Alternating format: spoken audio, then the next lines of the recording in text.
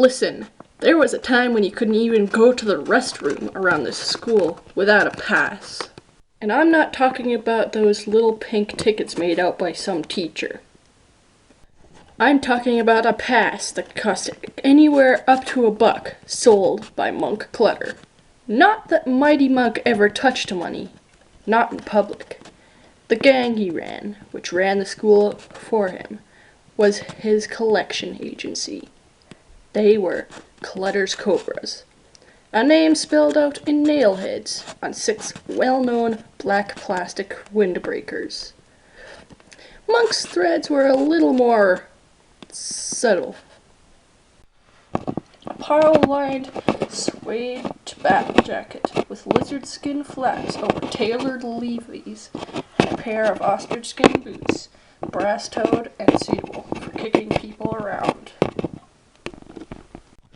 One of his cobras did nothing all day but walk half a step behind Munk, carrying a fitted gym bag with Monk's gym shoes and a knife that Munk gave himself some manicures with at the lunch table. Speaking of lunch, there are a few cases of advanced malnutrition among the newer kids.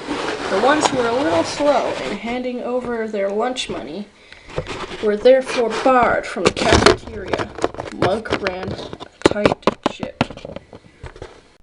I admit it, I'm 5'5", and when the cobras slithered by, with or without Munk, I shrank. And I admit this too, I paid up on a regular basis, and I might add, so would you. This school was old Monk's Garden of Eden. Unfortunately for him, there was a serpent in it. The reason Munk didn't recognize trouble when it was staring him in the face is that the serpent in Cobra's Eden was a girl. Practically every guy in school could show you his scar. Fang marks from the cobras, you might say, and they were all highly visible in the shower room. Lumps, lacerations, blue bruises, you name it. But girls usually got off with the warning. Except there was this one girl named Priscilla Roseberry. Imagine a girl named Priscilla Roseberry, and you'd be light years off. Priscilla was hands down the largest girl in our school. And I'm not talking fat, I mean big. Even beautiful in a bionic way. Priscilla wasn't inclined towards organized crime. Otherwise, she could have put together a gang that would turn Clauter's cobras into garter snakes. Priscilla was basically a loner, except she had one friend, Melvin Detwire. You talk about the odd couple. Melvin's one of the smallest guys in school. A really nice guy, but you know, little. They even had lockers next to each other, in the same bank as mine. I don't know what they had going. I'm not saying this was a romance. After all, people deserve their privacy. Priscilla was sort of above everything, if you'll pardon a pun. And very calm, as only the very big can be. If there was anybody who didn't notice Clauter's cobras, it was Priscilla. Until one winter day, after school, when we were all grabbing our coats out of our lockers. And hurrying, since Clauter's cobras made sweeps of the halls for after-school shakedowns. Anyways, up to Melvin's locker swaggers one of the cobras. Let's see your pass. A pass for what this time? Let's call it a pass for very short people. A dwarf tax.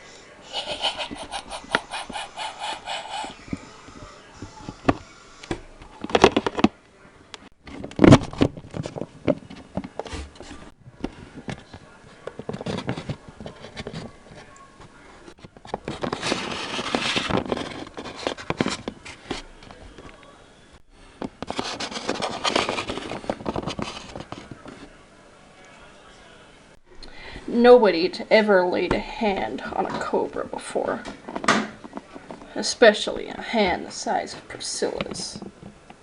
Who's your leader, Wimp? The Munk Clutter. Never heard of him. Send him to see me.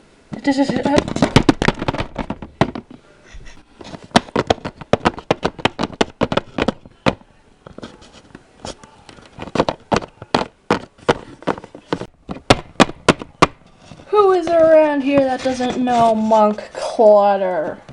Never heard of him.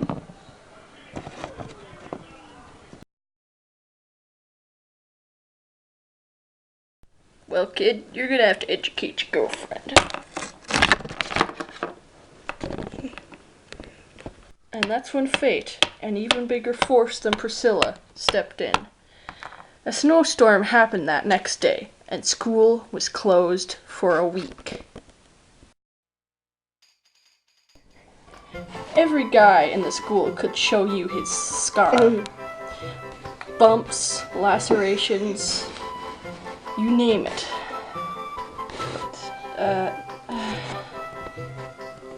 Practically every guy could show you his car. Car? A pile-line suede jacket with, even beautiful in a bionic... Pretty dot. Anyway, up to Melvin's locker swaggers one of the cobras. Let's...